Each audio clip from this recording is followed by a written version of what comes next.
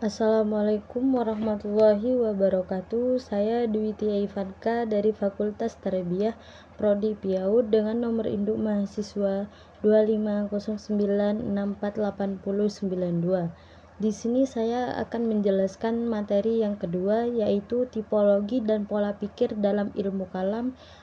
Yang pertama yaitu pengertian ilmu kalam. Ilmu kalam merupakan cabang ilmu dalam Islam yang secara khusus membahas persoalan akidah atau keimanan dengan menggunakan dua pendekatan utama, yaitu dalil nakli atau Al-Quran dan hadis serta dalil akli atau akal dan logika. Dalam praktiknya, ilmu ini tidak hanya menjelaskan apa yang harus diyakini, tetapi juga bagaimana cara mempertahankan keyakinan tersebut dan berbagai keraguan, kritik, atau tantangan pemikiran modern. Oleh karena itu, ilmu kalam memiliki peran yang sangat penting dalam menjaga kemurnian ajaran Islam sepanjang zaman. Yang kedua yaitu tujuan ilmu kalam. Tujuan ilmu kalam adalah untuk memperkuat keimanan seseorang dengan cara memberikan dasar argumentasi yang logis dan sistematis. Selain itu, ilmu ini juga bertujuan untuk membantah pemikiran-pemikiran yang dapat menyimpang di ajaran Islam, baik yang berasal dari umat Islam sendiri atau dari luar. Dengan adanya ilmu kalam, umat Islam dapat memahami akidah secara lebih mendalam dan tidak hanya sekadar ikut-ikutan tanpa adanya pemahaman yang sangat kuat. Yang ketiga yaitu sejarah perkembangan. Ilmu kalam mulai berkembang sejak munculnya perdebatan tentang takdir pada masa sahabat. Perkembangannya semakin pesat pada masa dinasti Abbasiyah ketika umat Islam mulai berinteraksi dengan filsafat Yunani. Dari sinilah muncul beberapa aliran seperti Mu'tazilah yang sangat rasional, serta Asy'ariyah dan Maturidiyah yang mencoba menyeimbangkan antara akal dan wahyu. Perbedaan ini menunjukkan bahwa ilmu kalam berkembang secara dinamis mengikuti kebutuhan zaman. Yang keempat yaitu tipologi Mu'tazilah. Mu'tazilah merupakan aliran yang sangat menekankan penggunaan akal dan memahami ajaran Islam. Mereka berpendapat bahwa manusia memiliki kebebasan penuh dalam menentukan perbuatannya, sehingga manusia bertanggung jawab atas segala tindakannya. Selain itu, mereka juga menekankan keadilan Tuhan dan menolak konsep sifat Tuhan yang dianggap dapat menyerupai makhluk.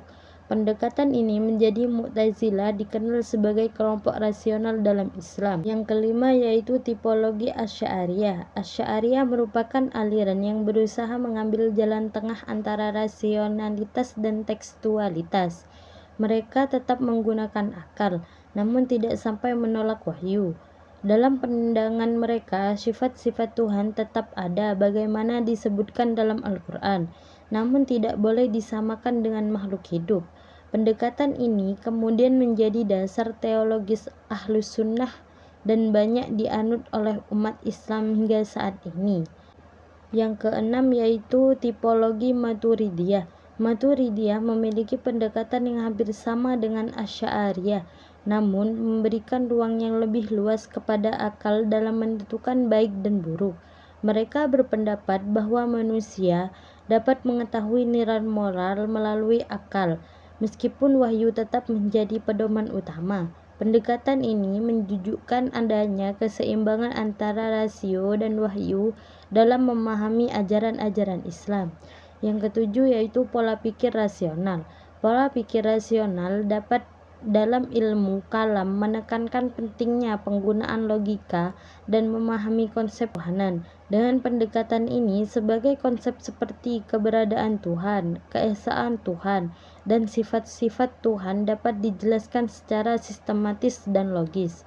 Hal ini sangatlah penting, terutama dalam menghadapi tantangan dari pemikiran modern yang sangat seringkali menuntut pembuktian rasional.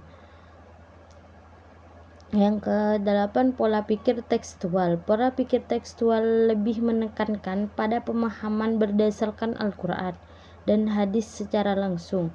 Pendekatan ini cenderung menghindari penafsiran yang terlalu jauh dengan penggunaan logika. Tujuannya yaitu adalah menjaga kemurnian ajaran agar tidak menyimpang dari makna asli yang terkandung dalam teks wahyu.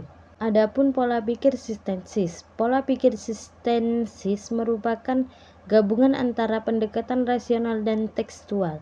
Pendekatan ini dianggap paling ideal karena mampu menjaga keseimbangan antara akal dan wahyu. Dengan cara ini, ajaran Islam dapat dipahami secara mendalam tanpa kehilangan dasar keimanan. Dari materi tersebut, kesimpulan dapat kita ambil, ilmu kalam merupakan disiplin ilmu yang sangat penting dalam Islam karena dapat membantu umat memahami mempertahankan akidah secara rasional dan sistematis. Dengan berbagai tipologi dan pola pikir yang ada, ilmu ini dapat menunjukkan kekayaan intelektual Islam yang luar biasa. Keseimbangan antara akal dan wahyu menjadi kunci utama dalam memahami ajaran Islam secara benar dan mendalam. Sekian penjelasan dari saya, kurang lebihnya mohon maaf bila ada salah kata.